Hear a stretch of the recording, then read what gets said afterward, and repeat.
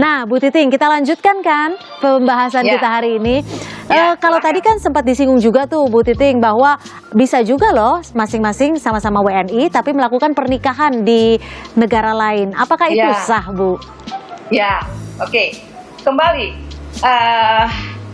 undang-undang menyatakan bahwa perkawinan di luar negeri adalah suatu perkawinan yang dilakukan oleh bisa sama-sama warga negara Indonesia tetapi dilakukan di luar negeri, bisa antara WNI dengan WNA. Nah, pertanyaannya sekarang, apabila perkawinan itu sama-sama satu agama mungkin tidak masalah. Tetapi bagaimana yang menjadi masalah itu adalah kalau perkawinan itu dilakukan karena perbedaan agama. Jadi di sini ada kehidupan hukum. Itu yang jadi diperbolehkan. Jadi perkawinan baru dianggap sah apabila dilakukan menurut hukum agama dan kepercayaan masing-masing, dan perkawinan harus dicatat ya. Nah itu seperti itu, dan diuntuh ke dalam pasal 8 adanya larangan perkawinan beda agama. Oke. Di satu sisi Bu Titing, masyarakat Indonesia mendasari ikatan perkawinan adalah untuk mengikat rasa saling cinta. Bukan hanya berdasarkan agama. Lalu ketika pernikahan itu dilaksanakan di negara lain, apakah hal-hal yang akan terjadi selanjutnya setelah pernikahan tidak sah secara hukum? Ya, begini Mbak, ini yang menjadi masalah. Seandainya mereka melangsungkan perkawinan di luar negeri dengan dasar untuk mensahkan perkawinan beda agama, jelas itu melanggar pasal 16 AB dan melanggar pasal 2 Yungto pasal 8 Undang-Undang Perkawinan. Nah, begitu pulang ke Indonesia karena dia berselubung ya di bawah naungan perkawinan di luar negeri, ayat 2-nya dikatakan bahwa 1 tahun setelah melangsungkan perkawinannya harus pulang, didaftarkan. Nah, jadi dengan didaftarkan itu konotasinya atau pendapat seolah-olah bahwa itu dilegalkan. Didaftarkan ke catatan sipil gitu ya, Bu? Ke catatan sipil seperti itu. Seakan-akan dilegalkan, tapi ini tidak. Tapi ini tidak legal, artinya tidak sah. Sebetulnya tidak sah sebetulnya seperti itu. Tapi kenyataannya seperti itu di Indonesia itu. Oke, kita balik dulu, Bu. Ketika pernikahan dilakukan di luar negeri, itu sah tidak? Ketika sama-sama warga negara Indonesia? Sah, selama warga negara Indonesia itu melaksanakan persyaratan sahnya perkawinan, yaitu syarat yang materialnya dilaksanakan, syarat materialnya, syarat yang menyangkut tentang diri pribadi dari orang-orang yang akan melangsungkan perkawinannya dilaksanakan oleh para pihak warga negara Indonesia, sah. Nah, sedangkan sahnya yang lainnya adalah prosedurnya, tata caranya, mereka itu mematuhi hukum di mana perkawinan itu dilangsungkan. Itu sudah sah, Mbak.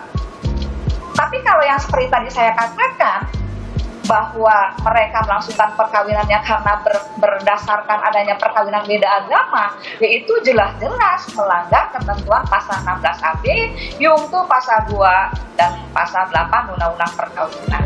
Oke, tapi itu kan akan menjadi tidak sah jika pihak lain bisa membuktikan bahwa pernikahan dilangsungkan hanya karena untuk melonggarkan syarat perbedaan agama. Ya. Ketika tidak bisa dibuktikan artinya sah? Apabila tidak dibuktikan di Indonesia? Artinya apabila tidak bisa dibuktikan bahwa tujuan utamanya untuk mensahkan pernikahan beda agama?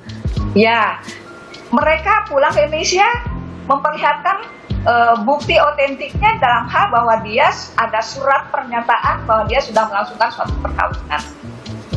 Catatan sipil bukan menikahkan, hanya mencatatkan saja, Mbak. Ya. Oke. Nah, Bu Titing, ketika ada kasus seperti ini kan sebenarnya sudah kisah lama ya, sudah bertahun-tahun ini banyak terjadi di Indonesia. Lalu ketika ada sengketa pernikahan, ada perceraian, apakah ini juga menggugurkan pernikahan yang sebelumnya sudah ada? Perceraiannya di mana dulu, perkawinannya di mana dulu, Mbak? Ketika pernikahannya tadi kita sebutkan di luar negeri, Bu. Dan perceraiannya di Indonesia. Ya, itu tadi apabila perkawinannya dilakukan di luar negeri, kita kan punya undang-undang. punya aturan khusus, ya, Undang-Undang Nomor 174 dan 16 AB atau Undang-Undang tentang Perdata Internasional. Nah, bagi warga negara Indonesia ya jelas harus mematuhi aturan hukum yang ada, yaitu Undang-Undang Perkawinan. Misalnya perceraian, ya tentang perceraian. Perceraian itu apa? Putusnya perkawinan itu kan terdiri dari kematian, kemudian putusan pengadilan dan perceraian dan putusan pengadilan. Alasannya itu juga harus jelas sesuai dengan pasal 39 penjelasan Undang-Undang Nomor 1 tahun 1974. Jadi semua ketentuan yang berkaitan dengan masalah hukum keluarga apabila dia melakukan suatu perbuatan hukum di luar negeri, selama ia sebagai warga negara Indonesia, ya kita tunduk kepada hukum nasionalnya, Mbak. Iya. Karena kita menganut sistem personality, itu seperti itu. Baik, bagaimana dengan ketentuan ius soli dan ius sanguinis? Apakah Bu Titing bisa menjelaskan secara lebih jelas lagi terkait hal ini, Bu Titing? Ya, kalau ius soli itu kan dulu ya, sebelum adanya undang-undang yang baru tentang kewarganegaraan nomor 16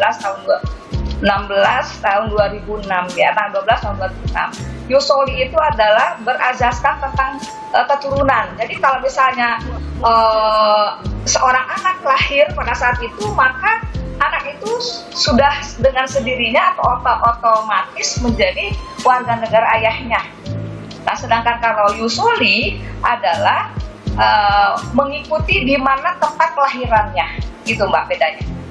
Nah, namun sekarang setelah adanya undang-undang yang baru, maka ini menjadikan suatu angin segar mungkin ya bagi para wanita Indonesia khususnya yang menikah dengan WNA, karena undang-undang yang baru itu memiliki azas bahwa tidak memakai ius soli dan ius soli itu dan sebagainya, atau azas kewarganegaraan tunggal atau azas kewarganegaraan di mana harus tunduk pada seorang ayah dan sebagainya, tetapi dibuatkan suatu solusi yang luar biasa sangat baiknya, mungkin tujuannya adalah untuk melindungi kaum wanita dan anak, itu dengan adanya kewarganegaraan ganda.